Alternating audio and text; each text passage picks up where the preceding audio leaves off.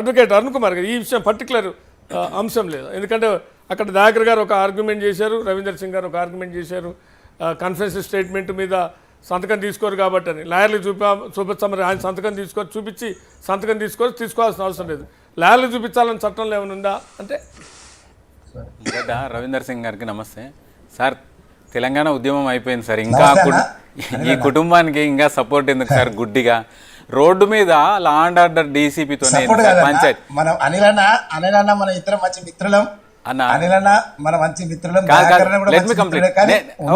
మీరు చెప్పింది నేను చెప్పేది కొద్దిగా వినండి. ఫస్ట్ డ్రామారావు 300 మీటర్ల దూరంలో ఆగిపోయి ట్రాఫిక్లో ఉన్న డీసీపీతోనే పంచాయతీ అయింది. ఎవరిని అడగాలి మీరు? పోయి అడ్వకేట్ని అలౌ చేయమని ఇన్వెస్టిగేషన్ ఆఫీసర్ని కదా అడగాల్సింది. నువ్వు ఎరీనాలకే ఎంటర్ కాలేదు. Prior to enter in to the arena you contacted A stranger. ఆయన లా అండ్ ఆర్డర్కు అక్కడ వచ్చిండు. ఆయనని అడిగితే ఆయన ఏం చెప్తాడు? You have to approach the ACB. పోయి నాకు అడ్వకేట్ సహాయం కావాలని అడగాలి అప్పుడు కదా.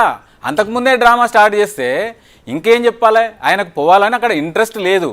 కన్ఫెషన్ స్టేట్మెంట్ మీద సంతకాలు ఉండవు, అది వాస్తవము. అయినా సరే లగచర్ల ఏదో చిన్న కేసు అయినట్టు ఎంత బాగా చెప్తారన్న. కలెక్టర్ను ఉరికిచ్చిర్రు, ప్రాణభయంతో పారిపోయాడు కలెక్టర్. అందరు చూసిర్రు ఆ వీడియోలు, లైవ్ వీడియోలు. అదే పట్నం నరేందర్ రెడ్డి లగచర్ల అంటారు కదా, ఇప్పుడే పట్నం నరేందర్ రెడ్డి కేసు అంటారు కదా, మీరే అంటారు కదా. మీరే తీసుకొచ్చిండ్రు రేవంత్ రెడ్డి గారిని, మీరే తీసుకొచ్చిండ్రు రేవంత్ రెడ్డి గారిని. బెడ్రూమ్ తలుపులు పగలగొట్టి ఎత్తుకొచ్చిర్రు కదా, మర్చిపోయినరా? డ్రోన్ కేసులా ఆయన ఏం తప్పు చేసిండు?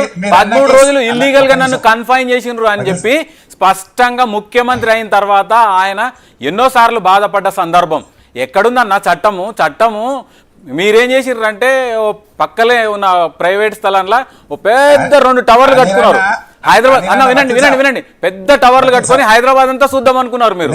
కానీ మీరు ఓడిపోయిన తర్వాత ఆ బిల్డింగ్ లో కూర్చున్న వాళ్ళకు జస్ట్ ఇట్లా చూస్తే టీఆర్ఎస్ భవన్లో ఏం జరుగుతుందో తెలుస్తుంది.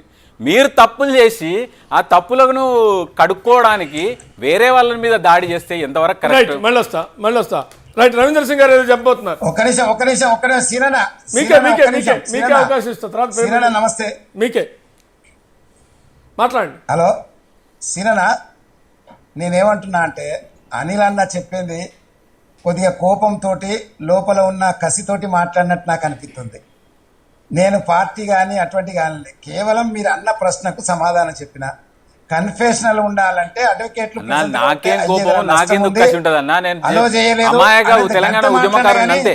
నేను అమాయకమైన తెలంగాణ ఉద్యమకారుని అంతే. నా భాషలో కూడా ఎక్కడ కూడా